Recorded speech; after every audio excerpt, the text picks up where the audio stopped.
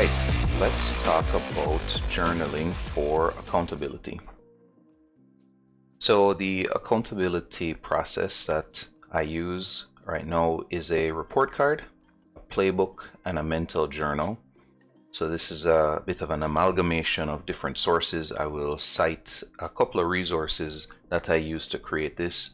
The report card is something I picked up from SMB Capital's video about the report card. They have a daily report card. I've modified it a bit to a weekly report card, which works better for me, and I'll explain a little bit of that. Then there's the playbook, which again came from SMB Capital, and the idea is that you actually have a setup. You're not trading the pattern, but you're trading the setup. And so do you have a playbook of what those setups are? And within that playbook, you should be able to basically compare and contrast the trade you took versus the trade you have been trained or prepared to take, which is what is in your playbook. And then the third component is a mental journal, where you're writing down your emotions, you're writing down your mental state, your feelings. You keep it real, but you always reframe it, insert some logic, keep it positive. And that I picked up from Jared Tendler's book, The Mental Game of Trading, as well as ICT and his Twitter spaces about how you journal and how you talk to yourself, and that what you read in your journal later on should reflect positivity. And even if you're currently not sure you're writing it, if you are sure that you are going to make it and be successful. So it's kind of like affirmation and positive talk. So let's take a look at what this report card looks like. So the report card is a document. It's got a couple of pieces to it. So the first thing we'll have in the report card is the date, and this is the version I'm going to describe, which is a weekly report card. The weekly report card will have a lot of the same structure, just the time frame of what's being measured is going to be on the weekly view. So daily reviews versus hourly segments within a day. So you've got your date. Then at the end of the week, you're going to put your grade. The grade is an alphanumeric, so A to F. Put the status of whatever it is you're trading, whether you're currently in demo, you're in a combine, you're live, XFA, personal funds. You want to set a goal for the week, so every week you're making a new report card. Frame it into something that you know is meaningful. Have a resolution statement. That statement is going to give you something to anchor a lot of your behaviors back to. And I'll show an example of what a completed one looks like, the way that I use it. Give yourself a big picture goal. Always make sure you have some sort of mental goal for that week. Outline the game plan halts. When do you not trade? You should have some parameters around when you trade and not trade. So whether that is not trading CPI, if CPI was that week, or PPI, if that was on that week. Do some pre-market reminders, whether that is affirmations or check-in Forex Factory. Have something in there that is going to just cue you into building that habit. So here's the graded part of the report card. You will put on your time segment. So your time segment in a weekly report card will be the days of the week. You're going to ultimately give yourself a grade per day, but that grade is going to be built on columns that you put in. Now this report card needs to work for you. So I'm going to talk through the ones that I use, but if anybody wanted to take this, then you want to make sure that it's relevant to what you're working on, and they can change. So if you're currently working on sizing well, then that's in the report card. If that is no longer an issue, then you move it to something that is a new issue or something that you want to address. And then of course, you want to make sure that it's a playbook trade. So the ones I have are business level. I'm rating myself on how crazy or out of control I feel my day is.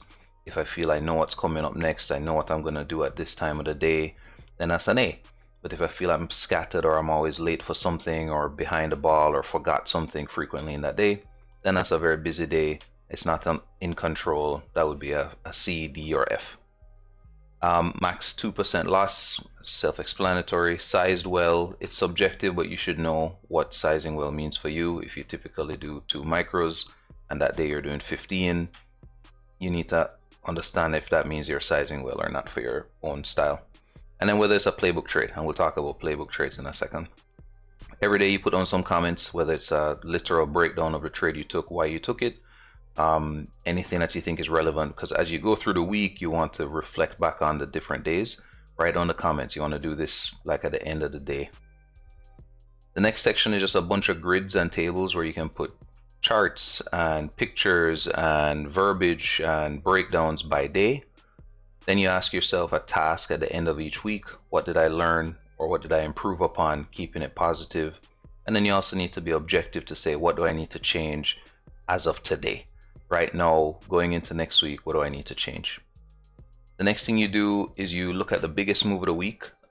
It's not something that you caught necessarily, but it's something that your model would have caught or could have caught. And SMB titles it the easiest 50K. So it's the easiest trade, the biggest winner of that week. You reflect on it, rework it into how you could have traded it, or should have traded it, if you want to say that. Next is the Q&A. So this is like pattern finding. You're asking yourself these questions. So I took this from Tom Dante, actually, Trader Dante. He does an end of year question post. Pull these directly from that. I find they're really good. They're just things, even if you're just answering them mentally, you're not literally writing it out. That's one good way, just to get the question starting to be ingrained in your mind. And then the best way is to actually write it out and then reflect on the answer you gave that question in a week's time, a month's time, at the middle of the year, at the end of the year. Next thing you want to have in your journal or your report card is your model. And this is where a lot of activity normally goes, but I think most people don't put enough detail. I know for myself, this has probably been the thing that has been refined the most over the years. When do I trade? Time of day. What do I trade? The asset. Where do I trade? That's the price level, price pattern. Then the game plan halts. Be specific about the days, the times, the events, or the loss rules that you have when you need to stop. And then position sizing and take profit plan. So scaling and exiting also need to be defined. And I break it down into two situations. When the account is new or it's in drawdown, I have a certain take profit plan. When the account is positive or I'm trying to grow it, I have a different take profit plan, scaling plan, trailing stop plan. And then position sizing based on your max drawdown. Very important, especially if you're in combines with those rules. You want to know, how do you build a buffer, how many positions, what's the position size that you take, etc. So let's look at an example of playbooks. So a playbook should just be a series of images that have enough but not too much information on it. And it's like pattern recognition. So as you come to the chart, you should be able to use one of these playbooks to say, okay, this is what I'm looking for, this is what I'm seeing. So for example, this is a playbook on London rate to go bullish. So blue box is London, yellow is New York. In this picture, it's a lot of information to me, and yours should be a lot of information to you. I don't use this information here. Don't read anything into that. But I'm basically saying this is a price action play where price sweeps London in between the two sessions, and then in New York, I have a market structure shift, a return to a discount, and then I want to be bullish. The next picture should tell the same story. In between London and New York, price pushes down. I see that we have a market structure shift. Within New York, I'm looking for a discount array to go bullish. I should see the same thing in every single one, where I will have a price action move down in between the two sessions. Inside of New York, I'll have a market structure shift. Something will return to a discount array, and I'm looking for price to go bullish. So as you're thinking through your playbook, you want to make sure that you have enough but not too much detail to kind of build out the price action pattern that you're looking for. So playbook, that's that. Then lastly is, what does a journal. What could a journal look like? So here's a filled one that's been filled out. I'll have my grade. I'll give myself a goal for that week. Building out the playbook was a key goal. Give yourself a resolution statement, something that will anchor your behaviors. Big picture, fill in your grades, details as much as possible. And then, like I said, you have images, links of trades that were taken. Win, lose, or draw, doesn't matter. You want to journal it so that you have a marker of success. And then you do your task, what was learned, changes you need to make. Easiest 50K, that's a trade that fits your model, whether you took it or not. Maybe you took it and didn't exit properly. Maybe you took it, exited, waited too late, and it, the move finished. Doesn't matter. Easiest 50K, the one that was the biggest move of the week. Then you're gonna go through your performance review Q&A. And lastly, you want to make sure you break down the details of your model. So, when, what, where, how do you stop, when do you stop, and then how do you scale. So that is an example of how I journal.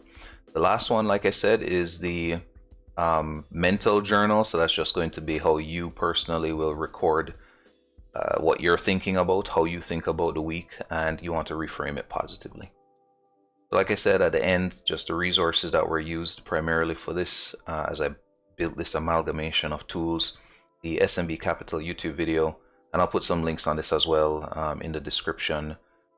The Jared Tendler book, The Mental Game of Trading, highly recommend, and Tom Dante's Twitter. All right, we'll do it again.